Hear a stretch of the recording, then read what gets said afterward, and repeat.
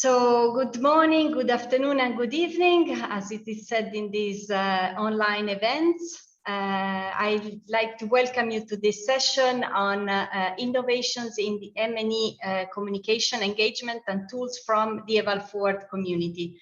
I'm still admitting people here. My name is Renata Mirulla. I'm the facilitator of EvalForward. Many of you may be members of this community, but just a few words on EvalForward, which is organizing this session today in the context of the gLOCAL week dedicated to evolve innovations in M&E. So EvalForward is a community of practice on evaluation for agriculture, food security, and rural development. It is jointly supported by the evaluation offices of the Food and Agriculture Organization, FAO, IFAD, WFP, and also the CGIAR advisory services. It exists since 2018, and we have 1,200 members. We organize online discussions, webinars such as this one, knowledge sharing on evaluation and monitoring and evaluation, with a specific focus, of course, as I said, in agriculture, food security, and rural development. So it is my pleasure to welcome you to this session today. We have two speakers that are members of the EvalForward community. We have Nayeli Almanza from Mexico, from the Rainforest Alliance. And we have Silva Ferretti. She's based in Italy and she's a freelance consultant. And also the session will be facilitated by Federica Bottamedi. She's a communication expert and also evaluator in the CGIAR advisory services. To start with, so again, welcome all. To start with, and to break a bit the ice on this in this session today, I'd like to propose you a poll. Let me see if I can. Sorry, this is not the one I wanted to. Okay. Do you see the poll? Yes. Yes. So poll one, have you tried any innovation in your evaluation, M&E work recently? Yes or no? So please vote to let us know how much innovation you tried recently.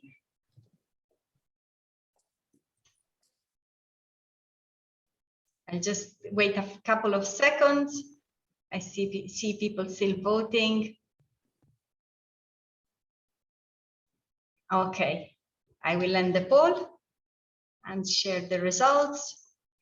So a bit, 50% of you said no, not trying any innovations recently, and 45% yes. And just to keep going, I'd like to propose another related poll. So if you responded yes, had the innovation to do with, and there are a list of things that the innovation may be related to. So criteria, M&E processes and approaches, data collection, data analysis, indicators, tools, technology, communication. It's not an exhaustive list. Also, the poll feature in Zoom doesn't allow to have an infinite number of options, but you may see some of the most common options. So I see that people are voting. And again, I'll wait a couple of seconds because I see the bar still moving. Okay, and I will end the poll. Let's see and share results. So I see that the majority, it seems like evaluation and M&E processes and approaches overall are what the people are have tested more innovations around. And yes, and others are more or less at the same level: evaluation criteria, data collection, indicators, tools, communication, which is something we'll also approach today with our speakers, and participation of stakeholders, and less so on technology and evaluation team, and no one no one chooses the data analysis. So I'll stop sharing and we can go into the presentations. And I'd like to invite Nayeli first to share her presentation on innovations she's tested this year recently. So we can go and listen to you, Nayeli. Thanks, over to you. Thank you, Renata, and well, thank you very much, everyone. I am going to share my screen, and well, about the pool, it is great to have an insight on how you are working with the innovations, or maybe that well, they're interested in applying like an innovative scope in any of the M&E areas we are working. So I'm going to share this.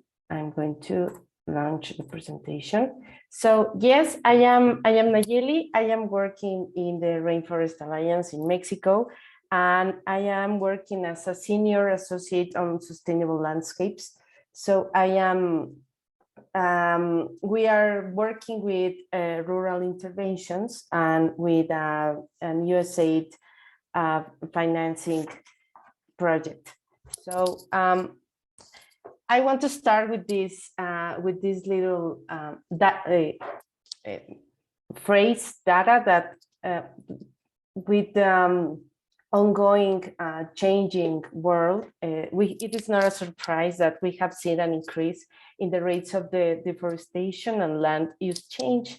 So not only in the suburban areas, but also in rural areas all around the world, we have seen that there is an increasing pressure to expand the urban use of the land. So some causes are related, like the historic, like the expansion of the cities or of the towns, but also like an increment in the consumption of some commodities. For example, in Mexico, we have a huge increase in the production of avocado. Like we have a huge market in the USA.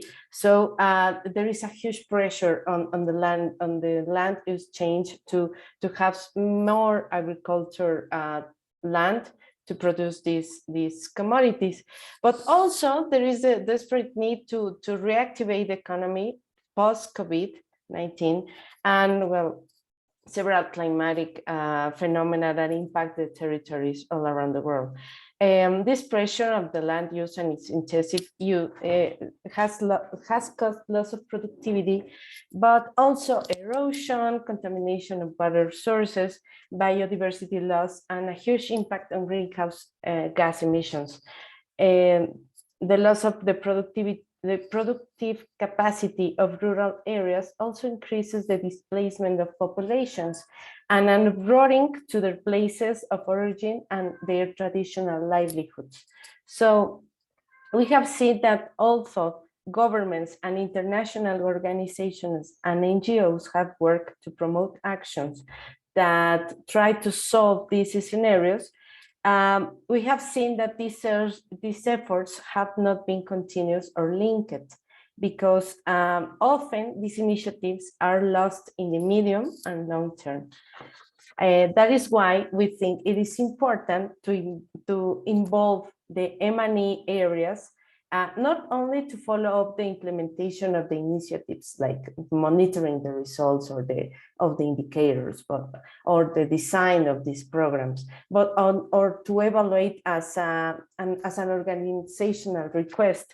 But we also have elements, and we can provide elements that would allow us to learn and to innovate the way we are approaching the problems and how we are facing these new challenging and changing scenarios. So, well, this is a colleague that is working with landscape management practices, for example. That is why, well, we have seen at the Rainforest Alliance that we working hand in hand with the USAID, we have developed and we have developed and applied an innovative M&E tool to measure the performance of our partners, but also to identify the best solutions to the problems that they are facing. In this initiative that I am involved, we work with the small cooperatives of producers of cocoa, coffee, and some timber products. It began in mid-2019. We began to work to reduce the deforestation pressure in productive landscapes. And well, at the beginning, when doing the actors' identifications and to draft a short list of possible organizations to work with, we faced the scenario that each one of them was different, not only because of the different commodities they were producing, but also the territories were different. They have different presence in the market and reach, and they were composed by persons with different backgrounds. Also, some of them were indigenous groups. So that is why we needed a common framework to define our strategic lines. We worked with the USA to develop a tool called the Organizational Development Index. They were, in that time, they were working with that index, but they also, we adapted it to apply to our initiatives. As in its core, it is based on the basic evaluation criteria. As you can see, we have these criteria of effectiveness, efficiency, relevance, and sustainability, and each one with 2 specific sub-criteria. And although this tool was delivered to us by the USA, it did not have the standardized, criteria to assign a specific punctuation to each one. Like, how do you say, how do you compare like the organizations? How do you say that each one of them was, how they were, their basic situation, and how they were advancing with the work we were proposing. That's why we defined, we worked to define some evaluative questions to characterize the ideal point of view, the ideal characteristics for the best performance, and how the gradual punctuation of each criteria was to be like the characteristic of each punctuation, like where each organizations. So here we have this, I want to share this with you, the first case of a cooperative of co-producers. We can see that in general, the graphic is not the best because the punctuation is like 0 to 5, but the graphic is 0 to 2. So as you can see, in general, this organization has a low performance. Some of them lower, they were having some, almost all were 1 and only just one sub-criteria had 2. As you can see, these results talk about a recent conformed communitarian enterprise with an involvement of producers with low or null entrepreneurial knowledge, and they were very dependent of external investments or governmental subsidies, but they had the interest to work on their business model and commercial outreach. So that is why with these results in each one of these sub-criteria, we are not only defining how they were facing the present, but also we could design solutions in each one, or to solve each one of these sub-criteria. In this case, we have this model of implementation. We have this model of intervention. That is our framework to work that is proposing to strengthen their productive systems, to increase the profitability and competitiveness of their sustainable community businesses, and to also to create and strengthen alliances between producers organizations with the public and private sectors to encourage sustainable supply chains. That is that is not a new framework, because we have seen that all around the world we're trying not only to promote sustainable productive systems, like to give the capacities development on technical issues, but also we're trying to insert these small businesses, these small cooperatives, their commodities. We're trying to insert them into the local, but first in the local markets, then in the national markets, and well, with a very positive vision in the international markets as well. So that is why we designed a scheme of solutions based on each three of these pillars. Well, for example, we have these capacities on sustainable lands management and organic fertilizers, and to restoration of land of coffee producing, like in this one in the lower right, in the photo of the low right. And we have also this one that is to strengthen the community business, like to give them capacities to have better, the production of better, to increase the quality of their commodities, but also we have the seal, the Rainforest Alliance standard certification. We have this one, like is facing well, he's doing a coffee tasting, like, I don't know how it is said in English, but when you try different coffees and you say like, oh, this is the best, that we are yes, coffee tasting, I think coffee tasting. correct. And also, well, some presence in the market, like small markets to promote with private sectors. And well, also we have this initiative, like it's mainly based in Mexico, and when we do some work in the areas of to relate like large businesses or commercializations, like Walmart, for example, like a name, or McDonald's or something, like they can buy. We are promoting for them to buy the commodities that are produced with better practices, to use them in their chains, like to sell the products, or to use them in the production of other things, like chocolates, or like the things that they were selling in their stores.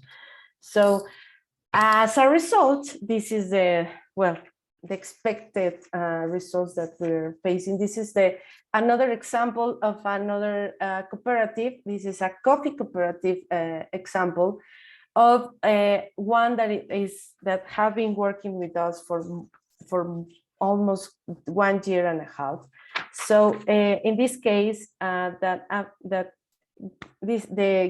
the baseline that is pretty like 1 and 2 to almost some trees in the punctuation, we can see that this organization has improved its resources management, like the one in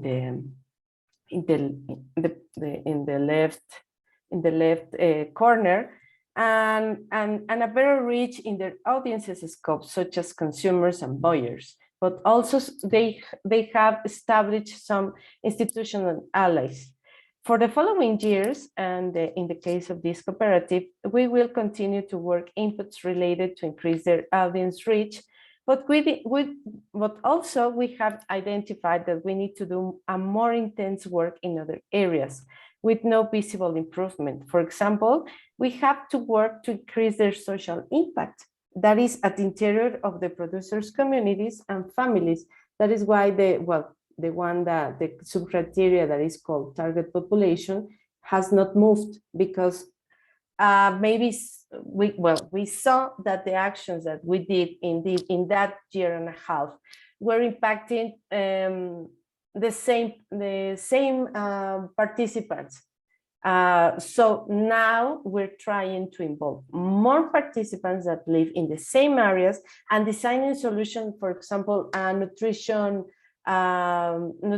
plan to improve their livelihoods, for example, or designing a plan to use some of the gains, the financial gains that they will have on selling their products at a better price, to have a better water use in their not only in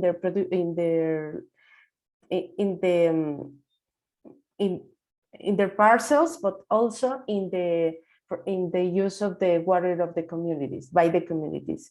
So, well, I don't want to do this longer. I want to talk, to share with all of you, so how we can construct a new point of view to how to get to these communities, how to understand their needs.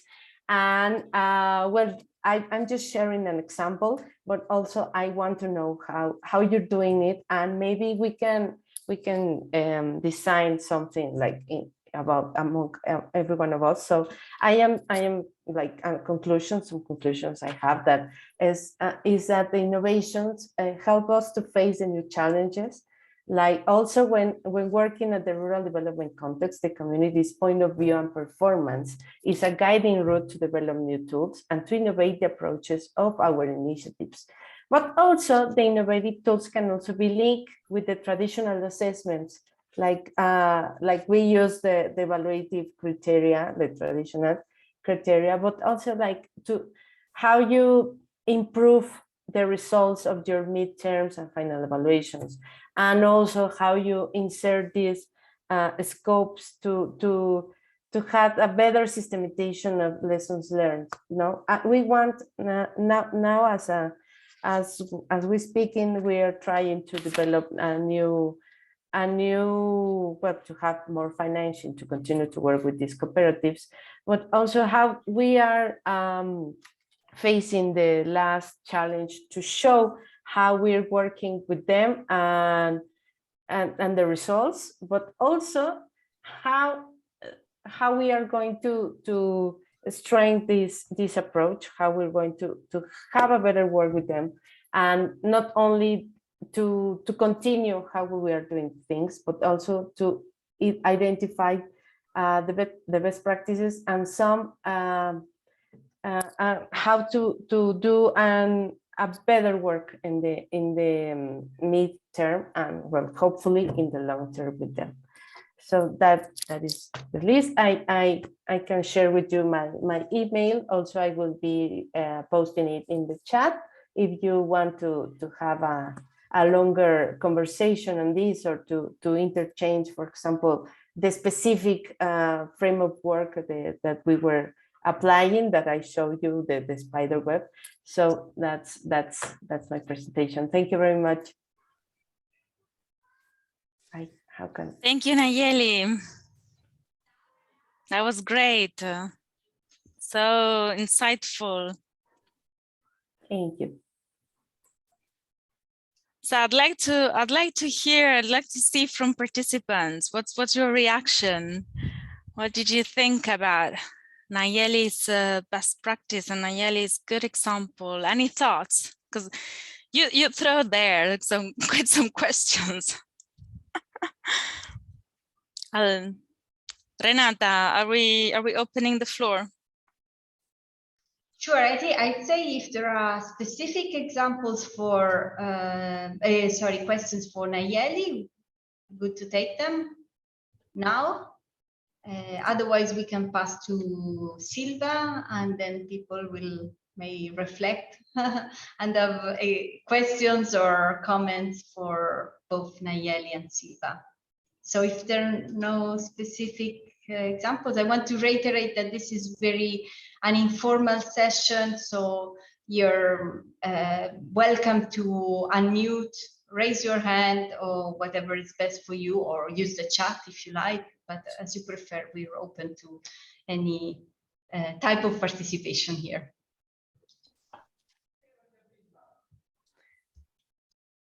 I have a question, Sylvia. How does the community involved in the developing the indication? Do you want to ask it? Do you want to open your camera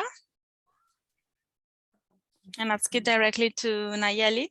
So sorry, there is a background noise. There is a party happening with the Party is great. with the Platinum Jubilee celebration here in the UK. I just wanted to ask you, because your presentation was really interesting. I just wanted to know how the indicators were developed, or if the community was involved in developing these indicators, or is it just restricted to the organization? And I will just mute myself very quickly without disturbing. Thank you, Zoe. Great question. Nayeli, what do you think? Yeah, well, the performance indicators were established by the USAID and also by the organization, like the Rainforest Alliance. That's the general indicators, like the big ones, like number of participants, like territories, like hectares and surface, and how much money are you spending. But also we are working with in the communication to retrieve the information to the community. So we are working with an internal, in the activities, we are working with an internal set of indicators that it's open to adaptation, but we have like how many of the producers are going to be certificate with the standard of rainforest, and how many young participants are interested and participating in the activities, maybe of the technical trainings or the entrepreneurial trainings. So each one of these indicators, like internal, we are collecting this data in an internal database, but also we are retrieving information to the communities in form of infographics. For example, we have a new one that is only adapted to a cooperative of cocoa producers, and it's about biodiversity presence in their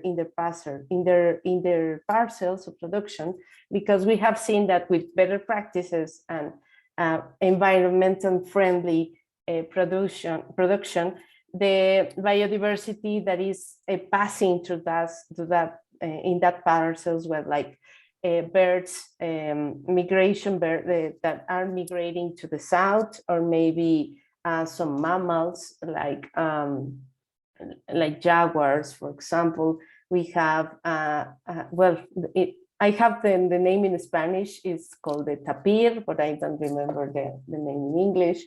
But well, a lot of animals and also the microorganisms that are present in the land. So yes, we are not working with specific indicators developed with the communities. Like, we did not have a session with them, like what are the indicators that we are going to work with.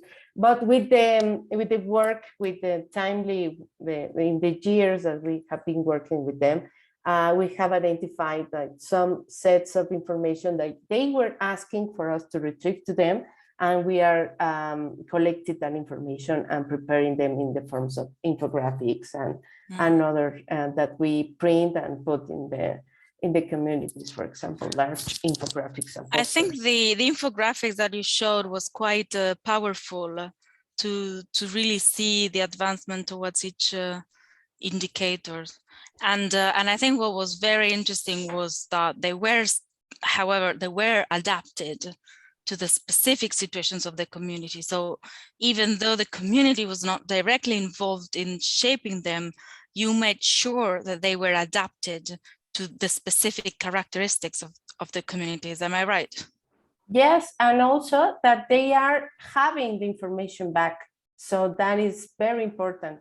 And well, it's a beneficial point, because we have like and an activity that is involved with specific organizations. We are not a national scale project. It is a very specific to 3 territories, and we have the capacity to retrieve that information because, well, when talking about national programs, it is a bigger challenge, but we have that benefit. Abu Bakar, do you want to ask your question directly? Opening your camera so we can see you. Oh yeah. Thank you for the opportunity and greetings from Uganda. Welcome. I heard that you don't have specific indicators agreed with the communities. So I was wondering how then you will know what has worked and what has not worked. Thank you.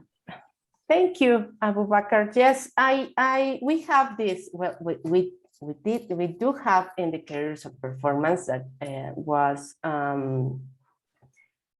defined by the USAID and the Rainforest Alliance, because we have a set of performance indicators that to measure just my initiative, but also the initiative of several initiatives that each country has. So to have a common framework to know how the advance of each initiative is having. We have these performance indicators as well, the biggest one is how you're doing the financial execution, but also to determine what has worked and what has not. We have these midterm assessments.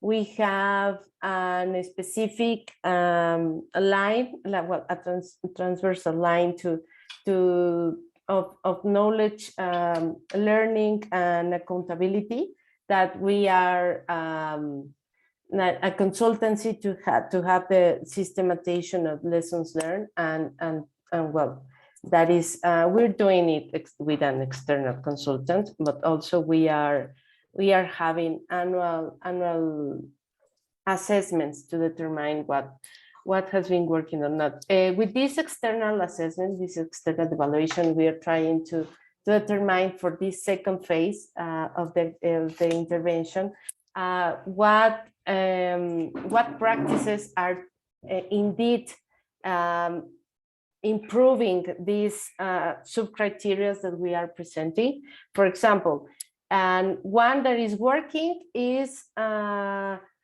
have technical assessments on organic fertilizers, and it is improving the results and improving the productive capacity of each cooperative.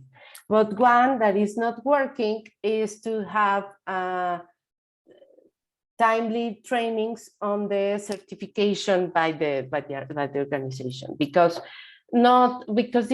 this topic is only it's only interesting when you want to certificate. If you're not going to that part of the certification, well, you really are not interested in that. So we are identifying that having a timely training with each cooperative of that topics is, well, it's not very useful. Well, so we are trying to try that efforts in other things.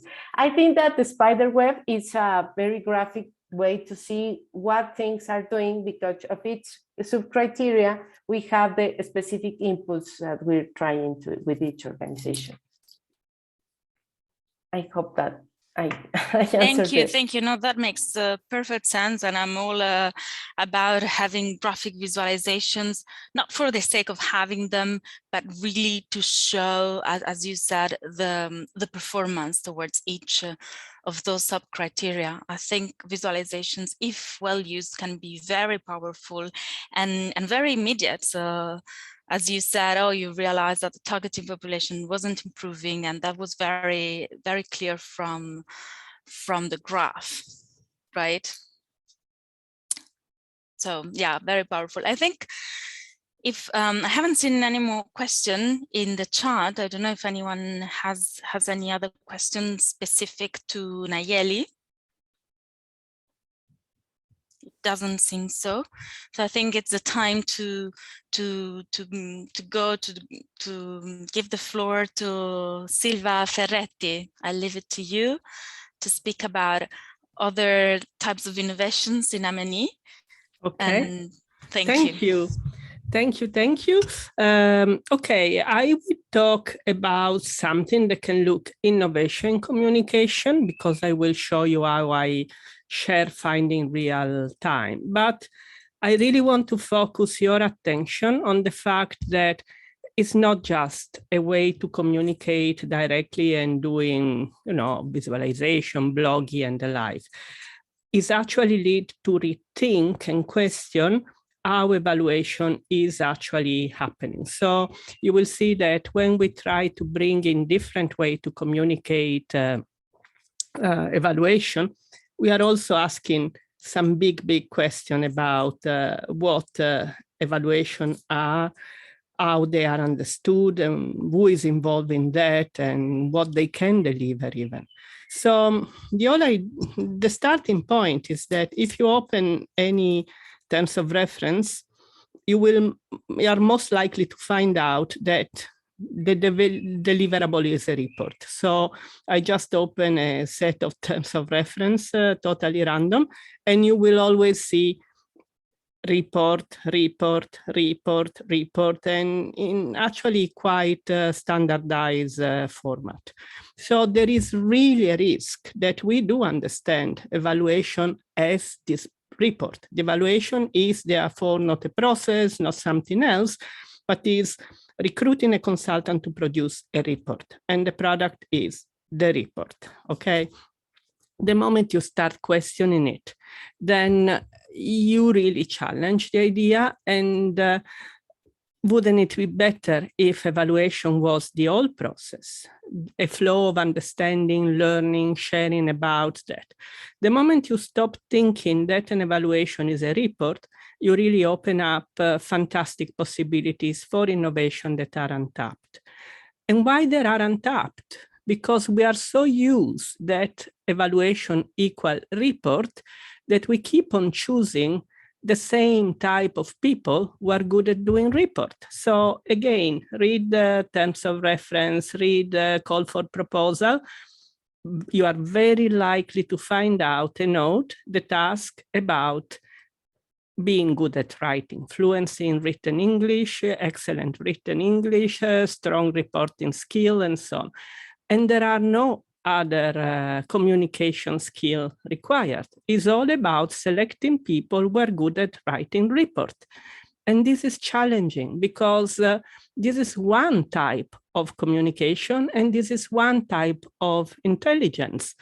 And we know that there are different styles of learning and sharing. There is the written one, but there are also people who think and work much better usually using visual thinking. There are people who work much better for verbal communication. There are people who work much better in physical, non-verbal, body movement, and so on. The problem is that the skill set required for evaluation is the written one. And this calls for specific brain wiring. It means that once you produce a report, the report is most likely to be understood by people who speak the same language, people who are good at writing or reading. But communicating with people who are more body-oriented, visual, and so on is going to be challenged. That's why many reports remain in the shelf. Basically, they are just not the format to communicate finding, but even not just communicate finding, sometimes to derive finding, because you can use visual intelligence to do different types of analysis that require a different brain. Our brain are wired differently, and the skill set of someone who's good at writing is a specific skill set, and often a specific brain type. And this leave untapped many possibilities that are not just random, playful, and so on, but are possibility for different understanding of reality, different framing of reality, different, so we are really missing a lot because we keep on looking at programs, evaluation after evaluation, with the same type of people, the same type of brains, and engaging the people who are good at this form of communication. So it's important to bring back communication, but in the broader sense. I'm not talking about a report that is just done by someone who's visual and then is illustrated, because the basic problem would still be the same. I'm talking about using different ways to share, communicate data. My personal way now is using blogging, real time. And I know you will say blogging is about writing. And I will tell you, well, no, a blog is a container, because a blog can contain written notes, but I can also put videos, and I can put dashboards. I can put drawings and cartoons. I can post there and even do their real-time exercises, participatory, and so on. And is a container that bring different people together, because it's also open to comments. So when I say blogging, I don't just say writing a short post, but basically using containers, in this case, a blog, but could be other, that can cater for different ways of communicating and sharing them real time. What are the advantages of sharing real time? Well, you can disseminate better than with the usual reporting. And the first example is, for example, saying, when I blog and when I put all the interviews with the permission, of course, to the people, I do say, I'm documenting what you do. And I often give the address of the blog for the people who have been interviewed to put their own comments. And once someone came back to me and said, hey, I read the blog and I found out very other useful information. This was a community worker in Kenya or Uganda, I think. Now, this person would never have been reached by the evaluation report, but he found very interesting to read the other interviews, and actually he found out practice to share. That was, a totally unanticipated and side effect of the evaluation. And so I use this other practice because I read it in the blog. Hence the value of sharing real time with something that is less heavy than a report. Another advantage is that, for example, you can focus and adapt the evaluation as you go, because it didn't often happen, but when desk officer or people in headquarters started reading the blog, for example, they could say, hey, this is interesting, or can you find more about that? They could suggest questions, and I adapted the evaluation with input for the people sitting in other comments. So they were really suggesting ideas and so on, saying, oh, we know already about that. Can you look into that? So it really increased flexibility of the evaluation process. Another thing is that as you document things, actually findings start to emerge. So interview after interview, you can have a sense of what is working, what is not. And in one case, a partner organization basically talked to me and said, hey, we are realizing that something is not going on as we are expecting. Actually, do you mind if we come with you in the evaluation and we look together at what's happening? And for me, this was fantastic, because if I didn't have the blog, what would have happened is that I would have brought a finding. In the final meeting, they would have said, no, it's not really like that. And then no one would have taken action. Because they were aware from the start of what was happening, they had the finding. They were saying it's not what we expected. And we used the rest of the evaluation to find out a solution. We were already finding out solution. And then also many things are not lost in the evaluator book, because the people I meet, the interaction I have, and so on, they are documented. And in some cases, we had a follow-up and we use, for example, videos, materials, insight to develop training, because people said, hey, this is useful also for something else. Or the last case is that because the staff and the people involved in a program could see how the program was documented, we were ready to together plan for example, a final workshop. And this is a case of an evaluation in the Philippines, where together with the local stakeholder, we took on the 24th of January, you see the date there, the material, we assembled it for a final meeting with government representative, where we projected the recommendation, the video, and we started a discussion with the government based on the evidence that was surfacing from the evaluation. So the findings in a way were owned immediately. So that's it. Thinking communication, thinking real time opens up innovation, but not just in a cosmetic way. Let's make a traditional report and make a video on top of it, but really into thinking, can we transform the evaluation in a process? Can we use different type of intelligence? Can we bring different type of analysis? Because there is a lot of reality that otherwise we cannot understand, analyze, and use to improve.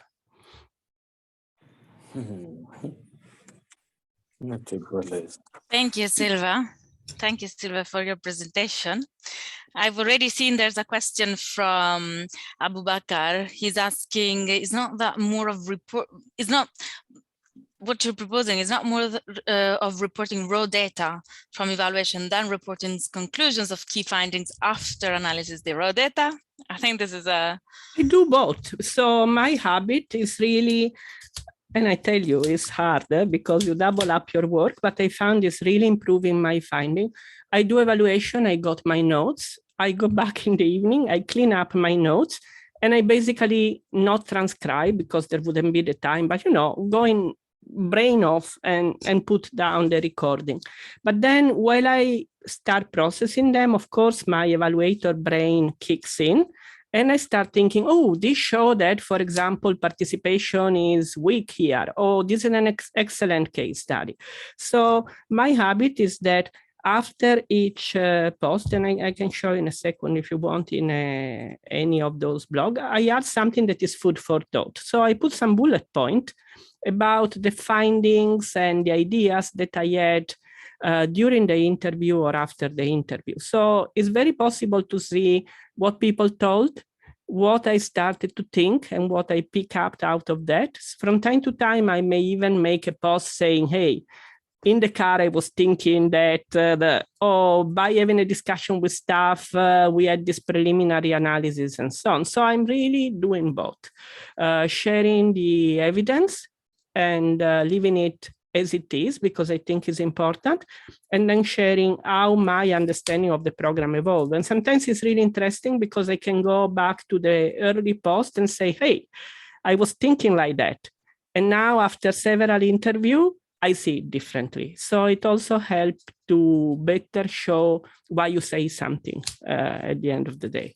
Yeah, thank you. Yeah, I do think it's you are doing both, and basically, as you said, it's also about the process, of the evaluation and having probably an impact, if we want to use this word, but having somehow, I mean, from the beginning, engaging the real stakeholders and beneficiaries and giving them a chance. Probably that's what you're saying. Correct me if I'm wrong. Giving them a chance to comment and to validate early on somehow. Yeah. Actually, I do, because, okay, it cannot always happen because sometimes simply I work in translation, so there are limitations on that. But I always say, of course, this is going to be blog, I explain, and actually people are often very happy because it means that they are taken seriously. And of course, I'm not stupid, so if there is something sensitive, I just don't put it up. I mean, absolutely, we can open a chapter, separate chapter on that. Absolutely. But really, for me, it's important to say this is where it's going to be online. And I actually see that often people go back, and it's more people at the grassroots that go back, which is really interesting because it really shows that at the end, if you produce a report, it goes again to a management that doesn't have the time to read more, and we read and it's gone. While at the grassroots, people are desperate for ideas and so on. They are really happy to comment, and that is really an interesting process. And of course, it's great when people say, I agree, I don't agree, or they drop an email and say, I didn't say that. And I'm always very clear saying, I can be wrong. And I put it online like this for accountability. If I'm wrong, please correct me. And this is super important. I think, it's very interesting. And I've experienced that also, sharing some best practices that I've been observing early on and seeing how those were taken on by other communities, by seeing that they worked for their neighboring communities, and probably they wouldn't have known, Exactly. Otherwise, or if, as you said, the evaluators would have just produced the reports for the donor in a different country, for example. So anyway, but I should stop talking. Anna Augustine, do you want to open your camera so we can see you? Hi. Yes, sorry, I was out of my camera. I had this comment on the software which you are using for the dashboards. I was just interested because there's a lot, and sometimes I want to use it, but my clients are not always so hands-on with this software. So I'm wondering if you have better experiences. Well, when people recruit me, they know what they're getting, because I'm quite strong on saying this is how I work. So, bad luck for them if they recruit me. So that they are warned. But on software is a very interesting question. What I tend to do is to use freely available software. So the blog is WordPress, dashboard can be done in Tableau. There are, everything I use is basically free. And the point is always that at some point in the evaluation, there is always going to be some staff that say, hey, can you please teach me?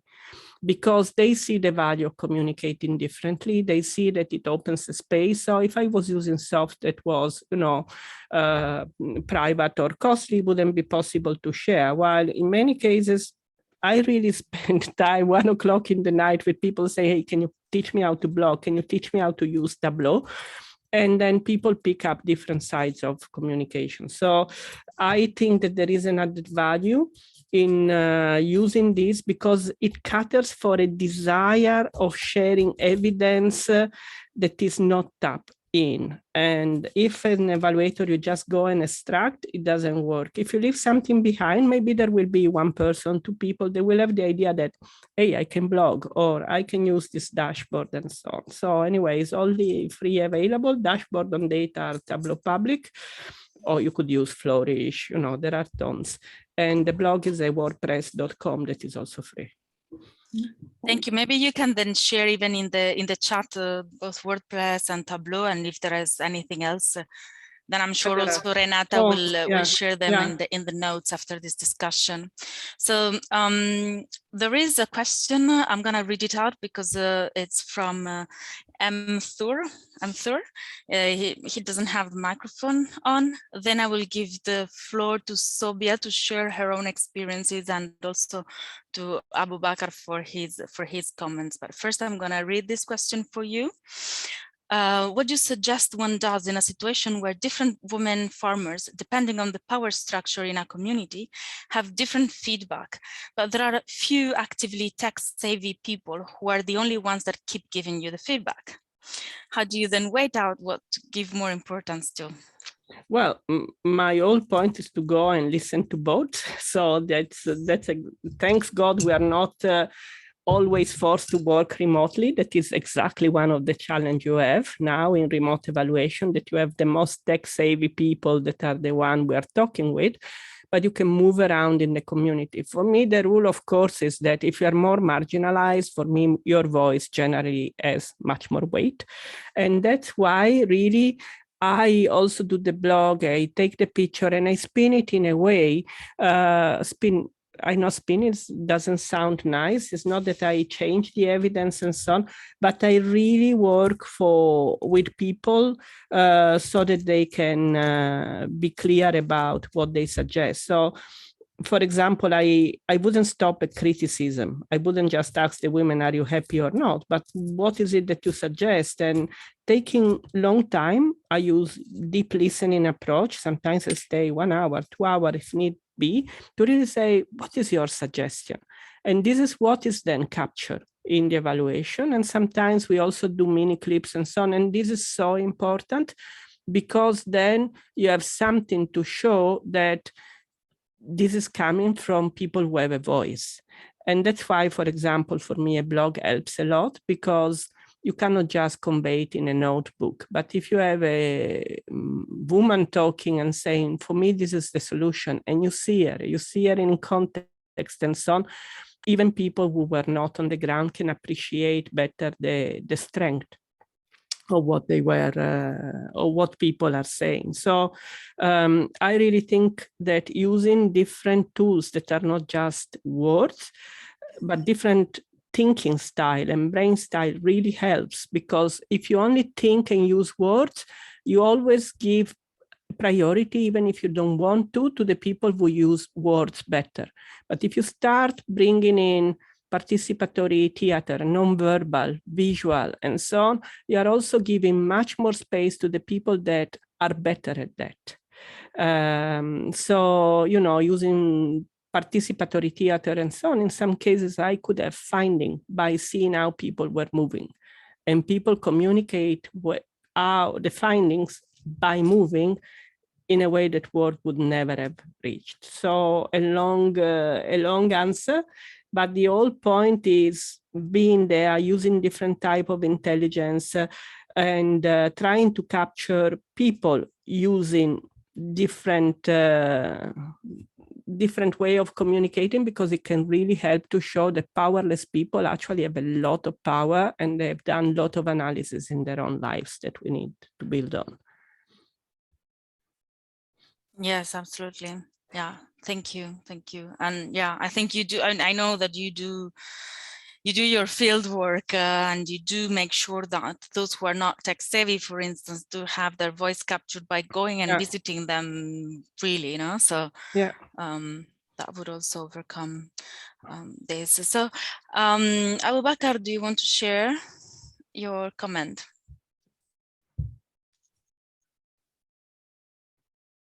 Yeah, thank you again for the opportunity. Thank you. Yes, from the discussions, I see as if would be talked about two things.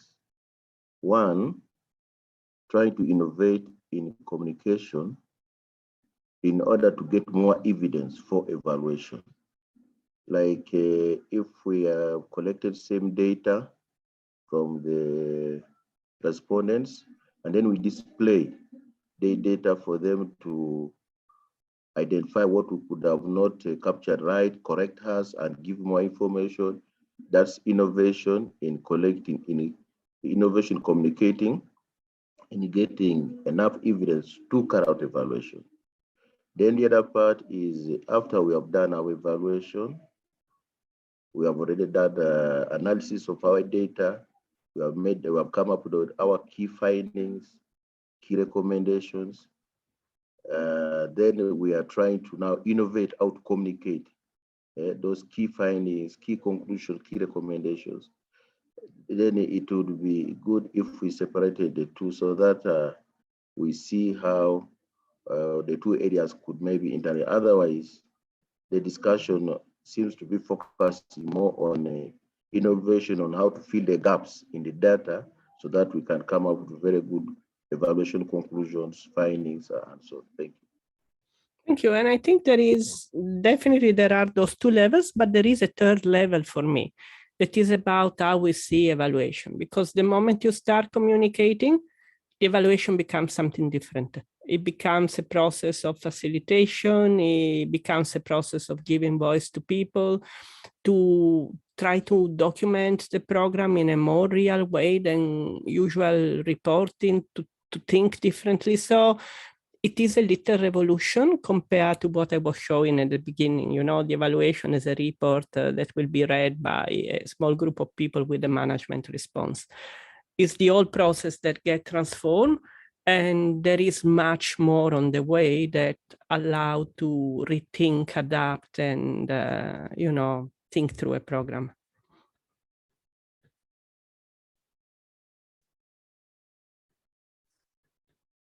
Yeah, thank you, Sylvia, both. And Abubakar, for your comment, because I think it's all relevant, and it is about those different dimensions in the innovation and in the communication.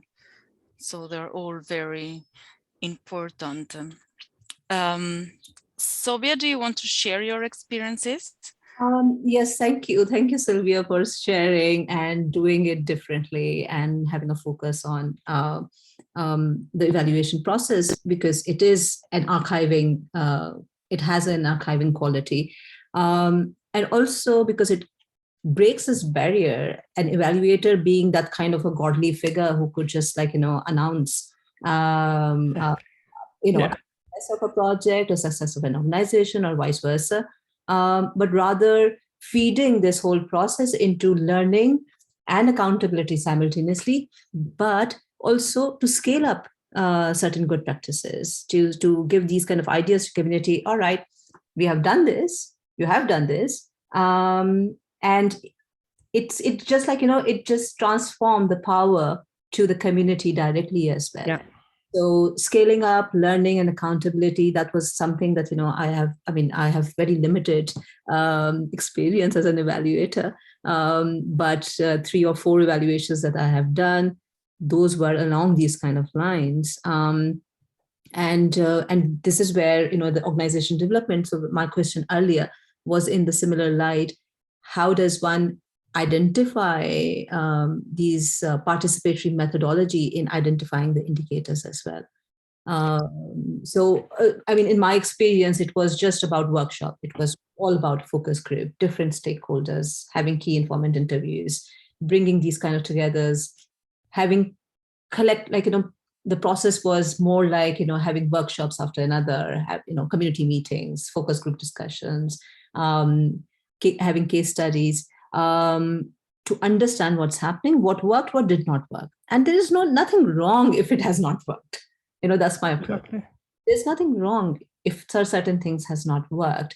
And we can just, identify why it has not worked. So, I believe that, in the world that we are practicing, people do not want to identify failures. They always want to produce a glossy picture. And yet, even if certain things are failing from a very top-down conversation, certain things are also success, like you have identified, which is beautiful. And I thank you for identifying blogging and real-time blogging. I have not done that, but probably my next ventures, I would incorporate that. Yeah, but thank you for this thing on failure, because I really think that if it was an easy job to do development, you just put a robot and they will replicate solution. The challenge is that it's extremely difficult, and we fail to communicate that, and therefore we fail to learn, and it's a really vicious circle.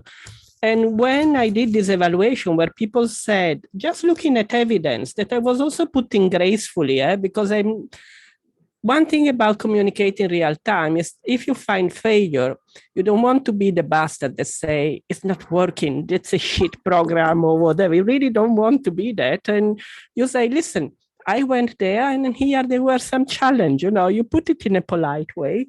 And I think also communicate and try to, if you are a decent person, you also try to find ways to say why it's not working, not just pointing the finger.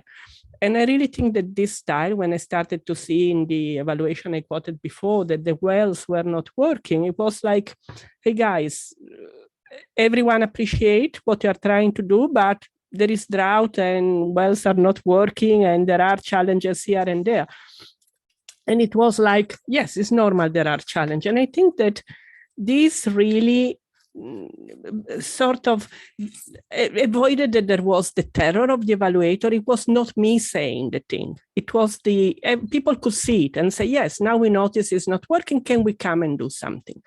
And there was a genuine way of saying, it's not working, how can we make it better? And this added a huge value to the evaluation because we started to find solution.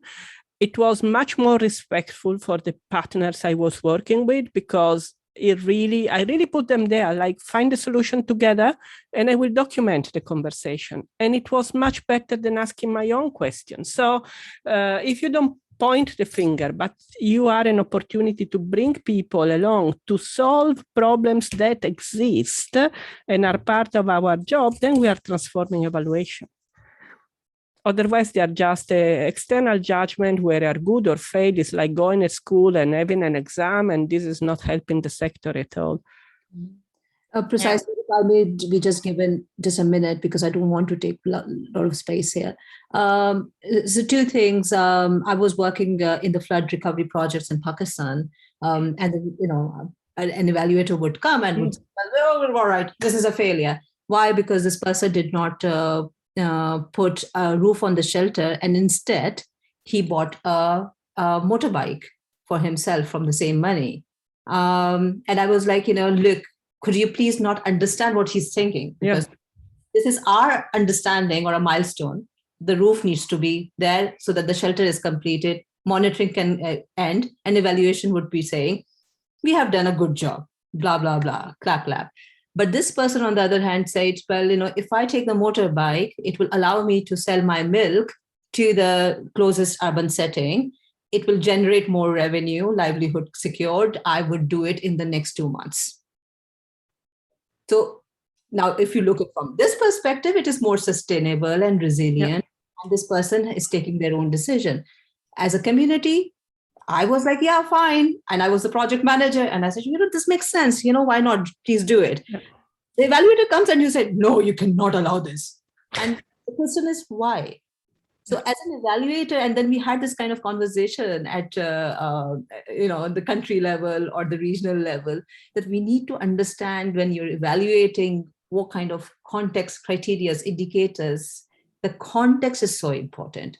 So yeah, that's what I wanted to share. But thank you so much, Sylvia. And I see coded learning resilience WordPress. I have seen that. Thank you. Yeah. Okay.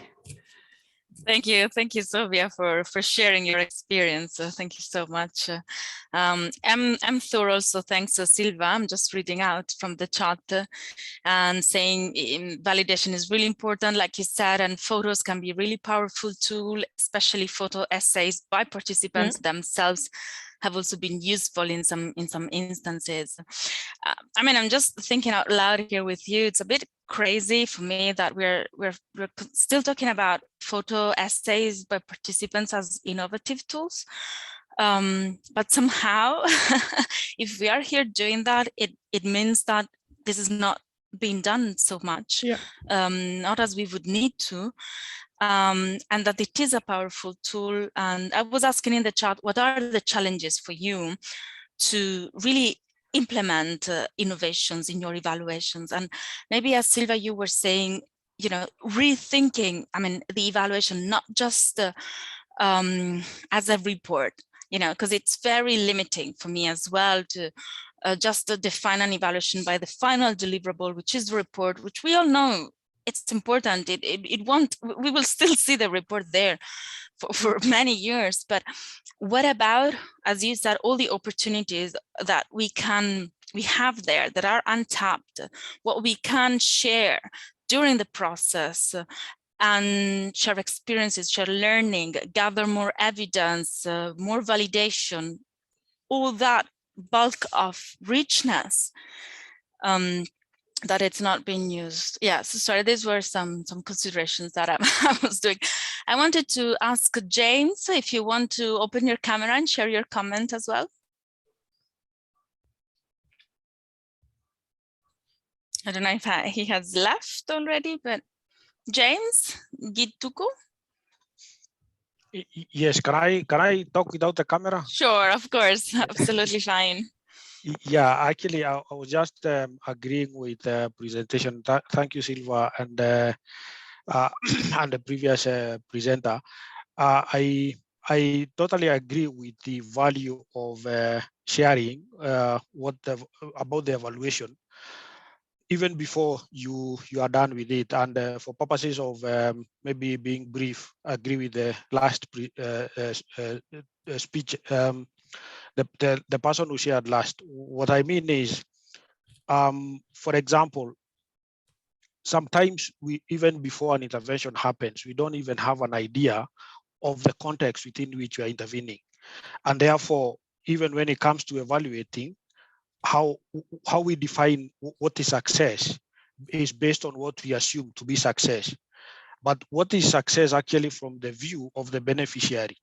And therefore, this is important to look at it from the perspective of learning, so that even before you are done with concluding on your evaluations, you have the opportunity for someone to tell you actually now what you're evaluating or what you're seeing is not what we think is a success, or probably that is not what we thought. And you can have even an opportunity to capture much more than what was perceived to be the success, which is also important. And I also like the part of a blog to open up the audience or the recipients of the evaluation, because sometimes evaluators have this view that the only people interested in the evaluation is a person who called for the evaluation. But actually the evaluation findings and result should go to all the stakeholders, even the beneficiaries, because there is something they need to learn in terms of informing the next actions, or probably even in terms of sustainability, they need to understand what came out well, what did they do well, so that they can continue even beyond the intervention. Yeah. There is one thing I would like to add, because the challenge in all of this is that I think we all need to be a little bit more stubborn, and because I see a lot of interest for that. But then at the end of the day, we see the report, we do a report. The way I work means for me to put a lot more work, because I still work on terms of reference that ask for a report. I still have to produce the report and blog in, dashboard, and so on. I need to do them in the same time where I would do the normal evaluation, because sometimes there is not even the possibility to renegotiate. I try as much as I can to renegotiate from the start, asking, can we think about products in a different way? The challenge is often that people who have not seen this way of working, they don't understand it. They don't understand the value. They need to go through it. When they go through it, they understand it. But then, that's it. You are still stuck with having to comply. And they would say, yes, we would have made it differently if we knew about the value. We could have spent much more time on that. If you are working on communication, you are working against the flow. And working against the flow requires a lot of stubbornness, requires extra work, require being good at that, because you really need to use other techniques and tools and so on and put it there. But I really think it should be a commitment for everyone to take the extra step, because otherwise we will never break this vicious circle of having the same product that don't say much. And at the end of the day, we will not fulfill our mission. Yeah, absolutely. That makes sense. While we speak, I think I'll ask Renata to share her. There's another poll for everyone, so probably we should share that. But yes, absolutely. Okay, here there's the poll for you. What could help you most to be more innovative in your evaluation M&E work? You would like you to choose up to 3 so that we can have a better understanding. TORs promoting innovations, managers of the evaluation being more open to innovation, different composition of the team or access to existing practices, opportunities for training, sharing learning, change in donors requirements. That's a good one. Or challenging one. Innovation is a personal attitude, others could say. Some projects lead themselves more to innovation than others. Is that really so? Some technical sectors lend themselves more to innovation than others. So please take the poll. I'm concerned out of time. We already run out of time. It's really an interesting conversations, and we've heard so many interesting comments, innovations, experiences from Nayeli, from Silva, from Sofia, Abubakar, James, and all of you. So let's see. I think, yeah, the situation that we all face is that innovation should be for everyone. It would help to have the TORs promoting innovations from the beginning. Of course, that would make our life easier. And a change in donors' requirements could help as well. More than 50% of people said that. Managers in the evaluation being more open to the evaluations, that's another big challenge that should help. Yeah, so we had our three winners. Renata, I'll give the floor back to you. And I want to thank for the experiences of all of us. I personally learned a lot today, and I hope we can continue these discussions. Thank you. Over to you, Renata. Yes. So just to thanks, we reached the end of our time. As Federica said, it's always difficult to stop the conversation where there's still so much to say. I just want to remind you that in EvalForward, we usually do this kind of webinars and exchanges. I mean, when we have also proposals from members. So I want to encourage you to get in touch with me or through EvalForward or through my email. You can, some of you are already members of the community. If you like to propose a topic for the discussion or continue this kind of conversation around the topics we discussed today or more of them, please feel free to reach out. We can organize more. And also I want to propose another poll just to see what you liked about, did I share? Yes, I shared the results of this. Sorry, I will launch a poll about what you liked more about the session, not because we want to only have the positive, but let's say choose what you liked, and then we understand what went well and what we can improve from your preferences here. So please let us know. While people are voting, I think I liked a lot of things from the session, and I liked what Silva also said about a bit of a stubbornness and a bit of commitment, because I think that's very important to face the challenges on adopting innovations, because innovations, for the word, imply a change, a shift in doing things, and people are usually very resistant to change. So bringing some good examples, some things that worked before, worked for others, it's also a way to back the use of innovations and being confident that applying innovations will help advance. It's very important. So even for the Nayeli's case, having some specific adapted evaluation sub-criteria, or using this more real-time evaluation, open it up. Very important, the permissions from people, from the communities to share the experiences, of course, but open it up, open it to evidence, share early findings, involve people. I mean, that's tough to take on, but I think it really provides a huge richness, and I think innovation should be all about improving the results and the way we do our work, the way we serve, and the way to make advantage of the process as well. So I'm gonna stop there, sorry.